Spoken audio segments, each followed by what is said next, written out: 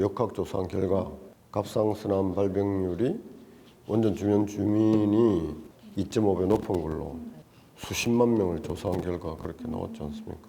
아니 왜 전기를 왜 누구 대도시에서 많이 쓰면서 왜 그 불쌍한 시골 사람들, 힘없는 시골 사람들한테 이런 큰 짐들을 다 뒤집어 씌워놓고 아니라고 인정도 안 하고 그런 게 어딨어 이런 게 정말 이건 우리는 대한민국 국민도 아니에요 이거는. 아니 법을 위반했는데 인과관계가 없다고 자꾸 하면서 엉뚱한 걸 꺼낸다고. 이런 말도 아닌 재판이 어디에 있냐라고 적극적으로 좀 알리기 위해서 공개재판 신청을 하려고 합니다.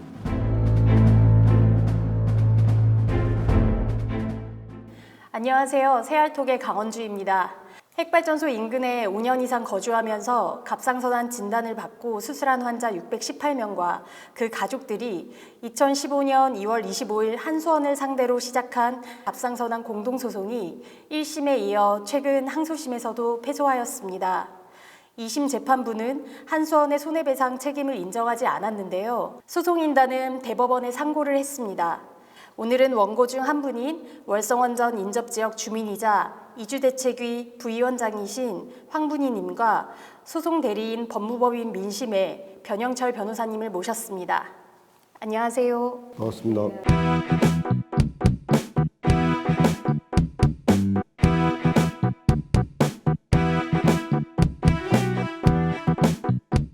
갑상선암 공동소송에 대한 소개와 그 의미에 대해서 좀 간략하게 소개 부탁드립니다. 네.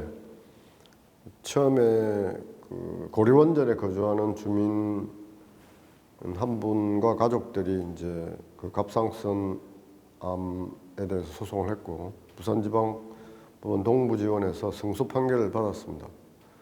그래서 이런 갑상선암이 다른 원전에도 많이 있을 것으로 보고 그 환경단체 활동가들의 도움을 받아서 각 4개 원전, 월성, 영광, 또 울진, 고리 이렇게 해서 이제 4개 원전에서 그 갑상선암 환자 중에서 한 10km 반경 내에서 5년 이상 거주한 사람들을 대상으로 소송 접수를 받은 결과 618명이 소송을 하게 됐습니다.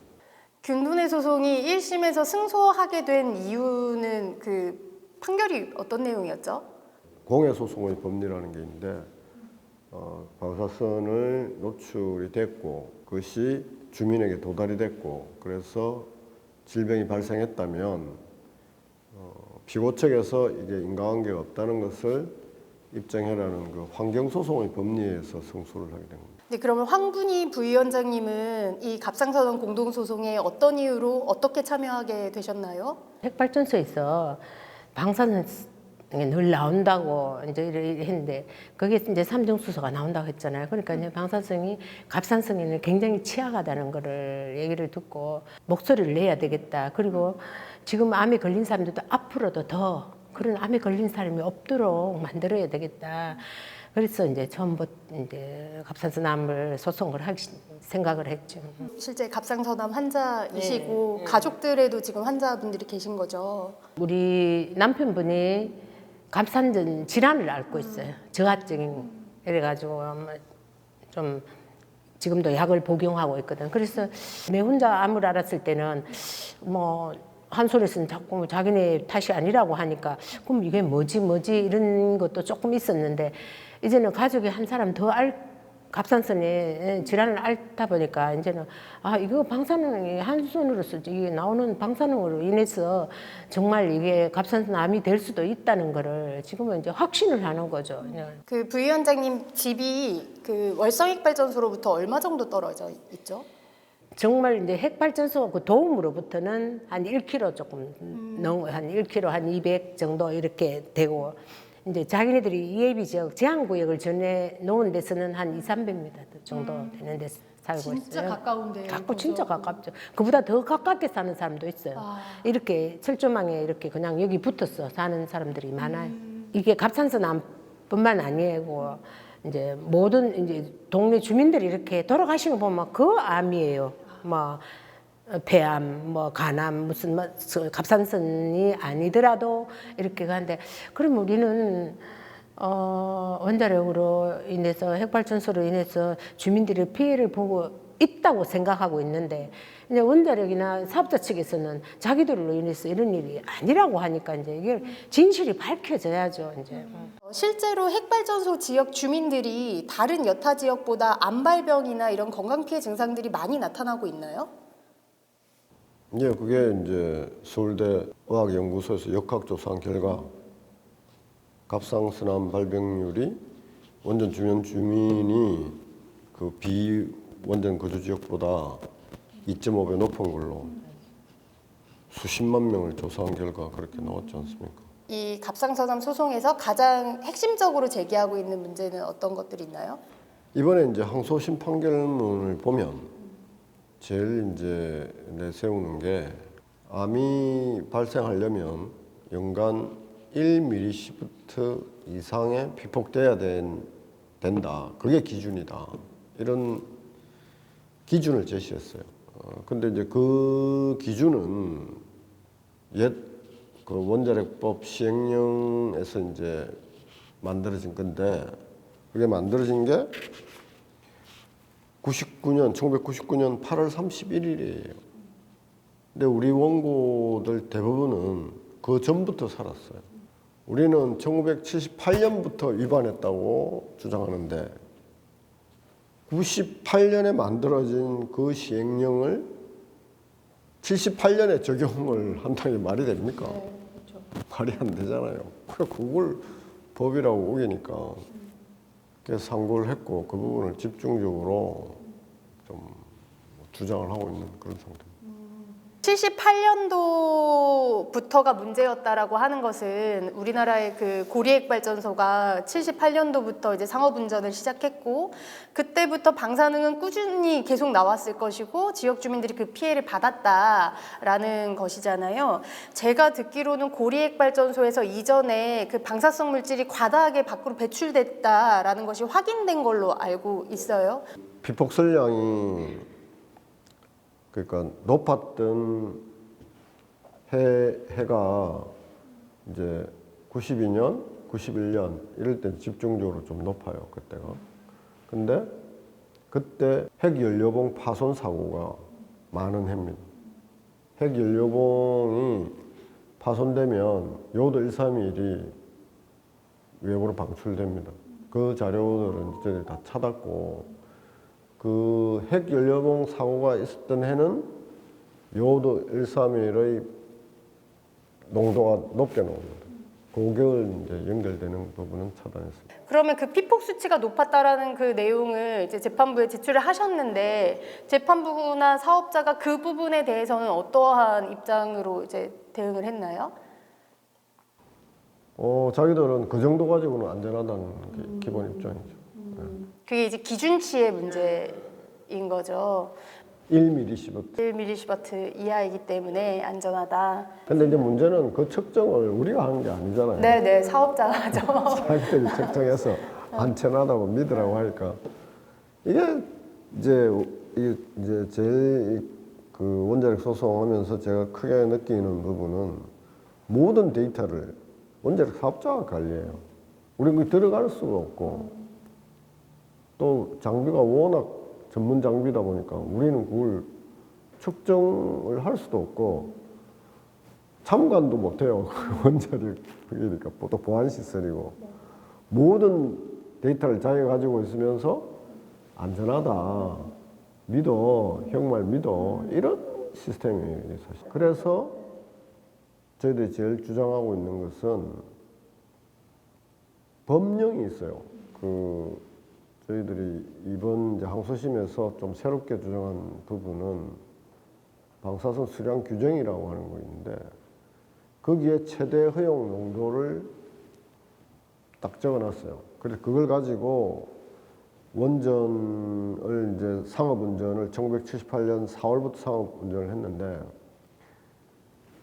그걸 가지고 이제 79년을 다 가동하고 나서 80년에 종합보고서가 나오거든요. 79년부터 이제 77년부터 쭉 측정한 했는데 그 종합보고서에서 허용 농도를 위반한 것을 지적을 했어요. 위반한 거예요. 기준은 3 곱하기 10의 마이너스 7성이 수중 최대 허용 농도인데 측정을 해보니까 2.5 곱하기 10의 마이너스 5성이 나왔어요. 그러니까 두 자릿수나 초과를 해버린 거예요.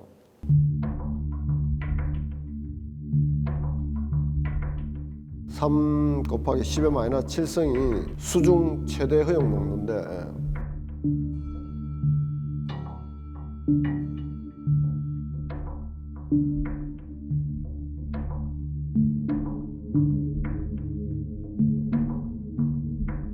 측정을 해보니까 두 자릿수나 초과를 해버린 거예요. 두 자릿수나 초과를 해버린 거예요. 그러면 위반을 한 거잖아요. 법을 위반했으니까, 법령을 위반했으니까. 그렇게 해서 이 부분을 이제 강력하게 주장한 거죠.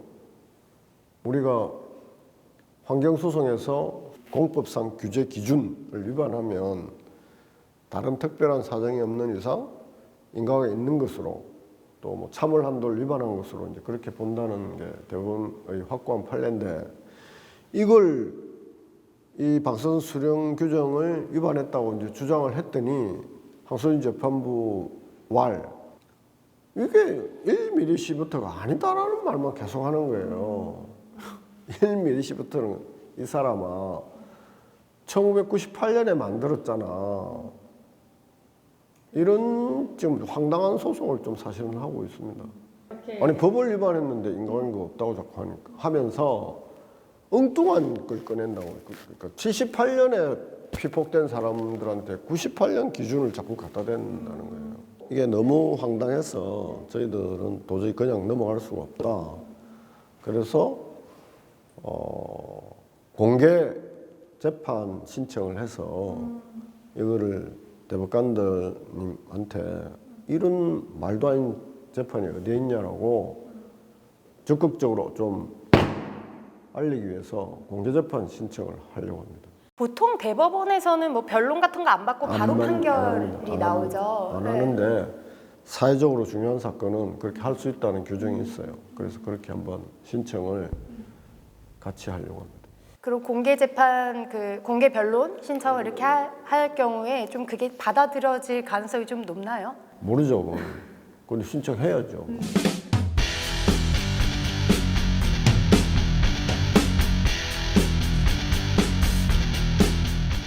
이 영상을 또 보실 분들 그리고 갑상선암 공동소송에 좀 주목하고 계시는 분들께 혹시 법률 대리인으로서 한마디 하시고 싶으신 게 있으시다면 해주세요. 1, 2심 계속 패소를 해서 뭐 화도 나고 힘들기도 했는데 너무 말이 안 되니까 끝까지 해서 꼭 바로잡고 싶습니다. 그리고 우리 원전 주변 주민들에게 억울함이 없도록 하여튼 끝까지 한번 해보려고 생각하고 있습니다. 변호사님 말씀은 여기까지 듣도록 하겠습니다. 감사합니다.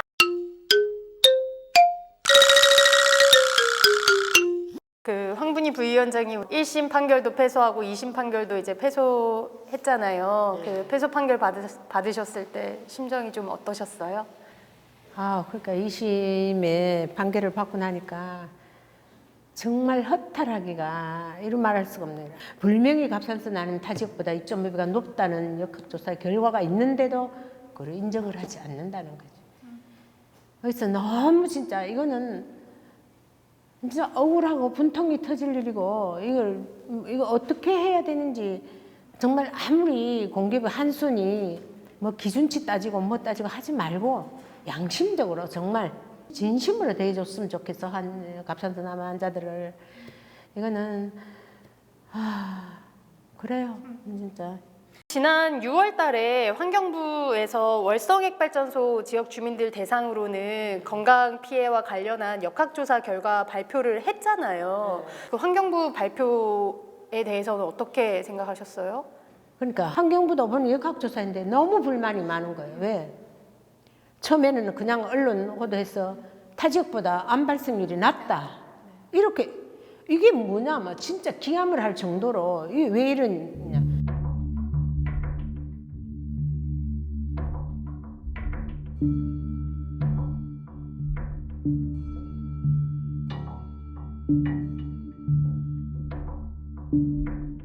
한 벌써 언론에 하면 그게 보도가 돼버린 그 다음에 뭐 그렇다고 해서 정정 보도를 하는 것도 아니고 아니라고 해명도 해주는 것도 아니고 그냥 얼렁뚱땅해서 넘어가 버리고 뭐 그 지역에 있는 사람들은 방사능으로 인해서 뭐 좀 우울증이 지금 굉장히 지금 우울증 있는 사람들이 많고 자 이번에 환경부 했을 때 DNA도 깨진 사람들이 많고 이게 뭐 이렇게 많이 정말 인정할 수 있는 게 있는데도 인정을 해주지 않으니까 진실을 말해주지 않으니까 지역에 살면서 누구를 믿고 정말 이렇게 살아야 되는지 왜 우리가 이렇게 희생을 해야 되는지를 생각하면 정말 힘드는 일이죠.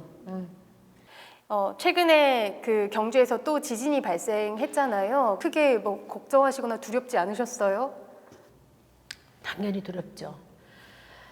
지진이 이제 흔들 때 이제 이게 뭐냐, 이게 여진일 수도 있다, 본진이 올 수도 있다. 우리 한번 겪었잖아요. 5.8 날 때. 그래서 일어나서 옷을 입고 이랬는데 이제 문득 이제 무슨 생각? 지진이 무서운 게 아니에요.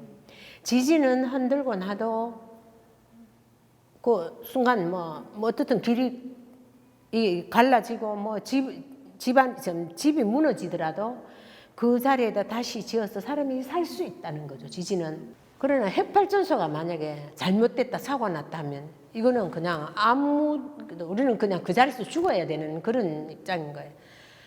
그래서 문을 열고는 이제 막 뛰어나가서 우리 그냥 맨발 벗고 그냥 길 위를 막 뛰어가서 핵발전소를 본다고 보이겠습니까마는 마음에 저게 저 괜찮겠냐. 만약에 더 큰 센 지진이 온다면 이걸 어떻게 하겠냐. 그래서 우리는 지진이 무서운 게 아니에요. 핵발전소가 무서운 거예요. 왜 경주에서만 자꾸 이렇게 큰 지진들이 일어나는지 자꾸 불안한 생각에 더 힘들고 그곳에 사는 게 더 힘들고 불안하고 그래요. 이주대책위 활동을 함께하고 계시잖아요. 그 이주대책위 활동은 지금 어떻게 진행이 되고 있는지 지금 상황은 어떤지 좀 이야기해 주실 수 있을까요? 이주는 지금 우리가 처음 시작할 때 9년 전에 보다가 지금 더 어려운 상태로 돌아가 있어요. 원점으로 지금 돌아가 있는 거예요. 아무것도 할 수 없는. 우리가 이주를 요구하는 게 그렇게 부당한 게 아니다는 거죠. 왜? 건강도 건강이지만은 우리가 거기 사람이 살 수 없는 곳에서 살고 있고 그러나 나가고 싶어도 나갈 수가 없어요. 그 시골 재산, 그 조그마한 집, 그거 시골 뭐 논밭 그거 팔아봐야 돈 얼마 됩니까? 안 팔고는 나갈 수가 없어요. 누가 딴 사람이 들어와서 살 사람이 없어요. 그래서 한 손을 보고 너희들이 좀 사달라는 건데 그게 뭘 그렇게 그게 잘못된 일인지 아니 전기는 누가 많이 쓰고 누가 어떻게 해요? 우리는 왜 그 시골에 있는 사람들은 그 억울하게 그렇게 당하고 아니 왜 전기를 왜 누구 대도시에서 많이 쓰면서 왜 그 불쌍한 시골 사람들 힘없는 시골 사람들한테 이런 큰 짐들을 다 뒤집어 씌워놓고 아니라고 인정도 안 하고 그런 게 어딨어 이런 게 정말 이건 우리는 대한민국 국민도 아니에요. 이거는 완전히 전기를 생산해가 국민들이 편안하게 쓰고 사는 그 밑바닥에 우리는 하나의 이거는 죄인도 아니고 이 뭐 하는 건지 모르겠어요. 왜 이렇게 해야 하는지, 왜 이렇게 우리는 시골에 있는 사람이라고 무시하는 것밖에 더 되냐 이거지. 이거 뭐 진짜 창살 없는 감옥 똑같아. 창살만 없지 갇혀 있는 거야. 우리는 나갈 수도 없고 우리가 대한민국에 살면서 자유를 어디든지 마음대로 자유롭게 살 수 있는 원래 우리는 누릴 수가 없는 곳에 사는 거예요. 그 이주 대책이 농성장이 아직도 있잖아요. 일주일에 한 번씩 상여이시고 이렇게 행진도 하고 계시는데 9년째 농성을 계속 하실 수밖에 없는 이유는 뭘까요? 해야죠. 알려야죠. 우리가 그냥 입을 다물고 가만히 있으면 다 모르잖아요. 아무도 누가 하나 이거를 이랬던 이 전기가 이렇게 생산되는 이렇게 피해보고 희생하는 국민이 있다는 걸 누가 알려주겠어요? 아무도 알릴 사람도 없잖아요. 우리가 스스로 바깥에다 알리고 해야 되는데 그 알리는 그 자체도 너무 힘이 드는 거예요. 워낙 거대하기 때문에. 거대하기 때문에 우리의 작은 힘으로는 그 사람들을 맞설 수가 없어요. 그러나 그렇다고 해서 그냥 있을 수는 없잖아요. 그래서 어쨌든 국민들한테 알리고 싶고 이렇게 희생하고 이렇게 힘들게 사는 사람들이 있다. 당신들이 쉽게 스위치 하나만 탁 올리면 불이 와서 당신들이 쉽게 사는 그 밑에는 그 반면에 정말 힘들고 희생하는 사람이 있다는 거를 알아줬으면, 그리고 제발 좀 우리도 좀 방사능 없는 곳에서 가서 좀 살 수 있도록 해줬으면 좋겠어요. 그리고 또 한수원이나 정부나 이게 에너지에 대한 선전을 할 때 원자력에 대한 선전을 좋고 나쁜 걸 분명히 좀 구분을 해줬으면 좋겠어요. 자, 좋은 것만 자꾸 얘기하지 말고 핵발전소가 만약에 운영을 할 때 자연재해가 온다든지 뭐 사람 인재로 실수를 한다든지 했을 때 사고가 났을 때는 정말 이게 위험하다는 것을 국민들이 다 알도록 얘기를 해줘야 되는데 전혀 그런 얘기들을 안 하고 그냥 핵발소 깨끗한 전기 쓰고 값싼 전기 쓰고 좋은 얘기만 다 해주니까 핵발전소에 이게 어떻게 됐다는 이게 나쁜 점들을 국민들이 알 수가 없는 거예요. 그러니까 다 무관심하는 것 같아. 그냥 뭐 나는 뭐 편하게 전기 쓰고 사니까 뭐 모르겠다, 괜찮겠지 이런데 만약에 일본과 같은 자연재해가 온다면 그건 인간이 막을 수 없잖아요. 온다면 그쪽에 서울에 있는 사람이나 우리 핵발전소 가까이 사는 사람이나 그냥 조금 차이가 날 뿐이지 똑같은 피해를 본다는 거예요. 그런 것들을 생각하고 정말 전기도 좀 많이 좀 아껴 쓰시고 너무 전기 낭비하는 것 같고 그래서 핵발전소를 정말 하나씩 자꾸만 줄여 나갔으면 좋겠어. 이런 세상을 우리 정말 어린 아이들한테는 이런 걸 넘겨주면 안 돼. 그거는 죄를 짓는 거예요. 그거는. 우리가 편하게 전기를 사용하는 동안 핵발전소 지역에서 건강 피해를 비롯한 여러 가지 어려움을 겪고 있는 지역 주민들이 있습니다. 황분희 부위원장님의 말씀처럼 우리가 앞으로는 이 전기를 쓰는 책임에 대해서 함께 고민하고 또 이 세상을 바꿔 나갈 수 있는 그런 역할들을 함께 만들어 나가기를 바랍니다. 오늘 말씀 감사합니다. 네, 감사합니다.